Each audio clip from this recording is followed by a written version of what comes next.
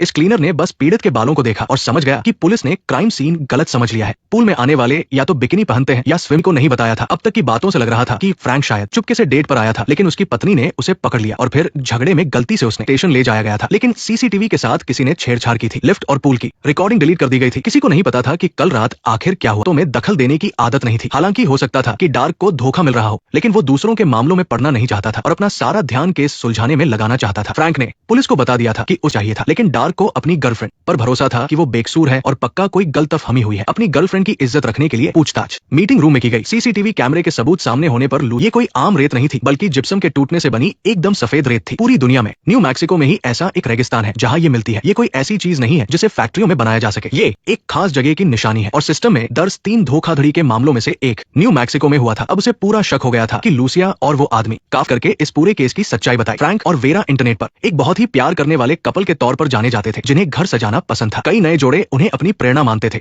लेकिन छिपा था। इसका अंदाजा मॉर्गन को हो गया था। सिर्फ 1 घंटे बाद डार्क अपनी टीम के साथ एक फार्म में पहुंचा। वो आदमी एक बंदूक लिए खड़ा था और शायद अपनी जान लेना चाहता था। लूसिया और डार्क के बहुत समझाने के बाद आखिरकार उसने बंदूक नीचे रख दी और सरेंडर कर दिया। पुलिस के इतनी जल्दी डार्क के साथ वापस आने से पहले लूसिया ने बहुत बुरा समय देखा था। वो उस आदमी के साथ धोखाधड़ी के कामों में शामिल थी और हर दिन इसी डर में जीती थी कि पुलिस उसे पकड़ लेगी। आखिरकार वो उस जिंदगी से तंग आ गई थी और उस आदमी को छोड़कर लॉस एंजेलिस वापस आ गई थी, लेकिन वो आदमी उसके पीछे ही पड़ गया और उसके पुराने काले कारनामों को लेकर उसे ब्लैकमेल करके लूसिया को अपने साथ काम करने के लिए मजबूर कर रहा था। लूसिया अपनी नौकरी नहीं खोना चाहती थी और डार्क को तो बिल्कुल भी खोना